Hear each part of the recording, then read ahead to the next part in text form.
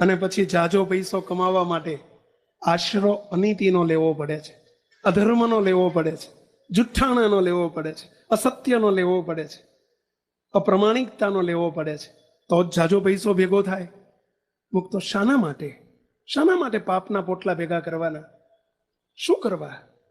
મુક્તો પેટનું પૂરું તો કૂતરાય બે આંટા મારે છે. આમ કૂતરા તમે જુઓ ને શેરીમાં સવારથી હાં સુધી 2-4 આંટા મારે તો એનું પેટ ભરાઈ જાય છે. શું આપણું પેટ નહીં ભરાય? મુક્તો શાના માટે અધર્મ? શાના માટે અનીતિ? શાના માટે ખોટું કરવાનું? શાના માટે ભ્રષ્ટાચાર?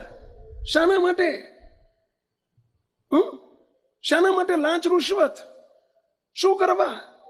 અને અધર્મથી કમાયેલું મુક્તો હું તમને બહુ ગુજરાતી ભાષામાં કહું છું, એક સનાતન સત્ય છે, એવર ટ્રુથ છે, એવર ટ્રુથ. અધર્મથી અનીતિથી ખોટી રીતે ભેગો કરેલો પૈસો ખોટી રીતે જ જશે, એ ખોટા રસ્તે જ જાય.